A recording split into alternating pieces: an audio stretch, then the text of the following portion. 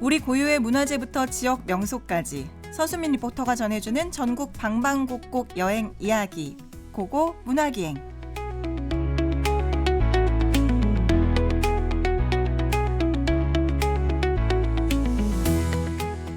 고고 문화기행 서수민 리포터와 함께합니다. 어서 오세요. 안녕하세요. 리포터 서수민입니다. 네, 오늘은 어떤 소식 준비했어요?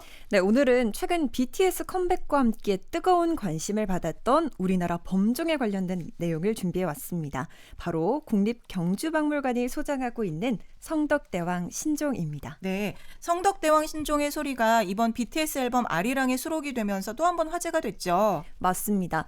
넘버 29라는 제목으로 발매가 됐는데요. 문화유산의 번호를 매기던 때 국보 제29호였기 때문에 이런 이름이 붙었습니다. 그럼 먼저 국립경주박물관 누리집에서 내려받은 성덕대왕 신종 종소리를 함께 듣고 오시겠습니다.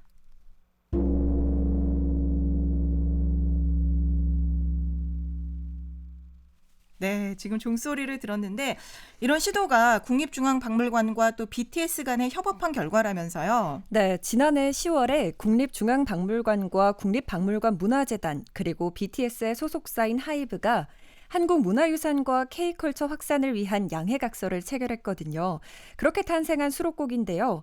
국립경주박물관의 김현희 학예연구과장님께 이 여러 한국적인 요소들 중에 성덕대왕 신종이 선택된 이유를 개인적으로 어떻게 분석하고 계신지 여쭤봤습니다. 함께 듣고 오시죠. 중앙박물관 3층에 마련된 감각전시실 공간 사이라고 있어요. 거기에 가면 성덕대왕 신종의 소리와 그 진동까지 누구나 모두가 직접 체험할 수 있는 공간을 체험하셨다고 해요. 거기에서 모티브가 돼서 중박관장님도 추천을 하시고 해서 들어보면 그 소리가 제 몸을 울려요. 그렇기 때문에 그 마음을 울리는 것도 있지만 정말 신체 자체를 같이 동시에 울려주는 유일한 우리나라의 문화유산이 아닐까 싶어서 선택된 게 아닐까 싶어요. 네, 이렇게 몸을 울리는 소리가 한국 범종 특유의 맹놀이 현상을 말하는 건데요. 타종을 하면 소리의 강약이 반복되면서 길고 은은하게 이어지거든요. 과학적으로 완벽한 공명 구조라고 하는데요. 이게 가장 잘 드러나는 게 성덕대왕 신종이라고 합니다. 네, 이게 신라시대에 제작이 된 건데 그 당시 기술로도 이렇게 완벽한 종을 만들 수 있었다는 게 참 신기하고 대단하네요. 그렇죠. 1000년이나 흐른 지금 기술은 비교가 안 될 정도로 발달했지만 오히려 현대 기술로도 재현하기 힘들다는 말이 있을 만큼 정교하게 만들어졌다고 해요. 성덕대왕 신종은 통일신라 때인 771년에 제작됐는데요. 당시 청동으로 만드는 주조 기술을 가장 대표적으로 보여주는 전 세계적인 걸작품입니다. 크기는 높이 3.6m, 무게는 무려 18.9톤에 달한다고 해요. 18.9톤. 네. 규모가 엄청난데 우리가 이 범종을 에밀레종이라고 부르기도 하잖아요. 맞습니다. 이 종을 만들 때 어린아이나 사람을 넣어서 만들었다는 희생설화적인 이야기 때문에 붙은 이름인데요. 종을 칠 때마다 마치 엄마를 부르는 소리 같은 느낌 때문에 생겨난 거라고 합니다. 하지만 실제 종의 성분을 검사해보면 알 수 있듯 당연히 사람을 넣어서 만든 건 아니고요. 백성들의 고달픈 삶이 반영돼 생겨난 이야기라고 추측하고 있습니다. 네. 안 그래도 어릴 때 이 얘기 듣고 너무 무서웠거든요. 네. 그렇다면 이 범종은 어떤 이유로 만들어진 건가요? 명문에 의하면 경덕대왕이 부왕 성덕왕의 명복을 빌기 위해 제작하려고 했지만 뜻을 이루지 못하고 경덕왕의 아들인 해공왕 때 완성됐다고 합니다. 이렇게 긴 세월이 걸릴 만큼 규모도 크지만 겉의 문양도 화려한데요. 종을 매다는 고리를 종류라고 하는데 그곳에 한 마리의 힘찬 용이 자리하고 있고요. 범종의 표면에는 꽃 문양인 보상화와 하늘을 나는 선녀, 연꽃무늬 등이 새겨져 있습니다. 그런데 이러한 문양만큼 중요하게 살펴봐야 할 게 또 있다고 하는데요. 김현희 학예연구과장님의 목소리로 이어서 듣고 오시죠. 여기에 문양뿐만이 아니라 글이 새겨져 있습니다. 하나의 종을 만들게 되기까지의 그 과정을 적은 산문 같은 글이 있고요.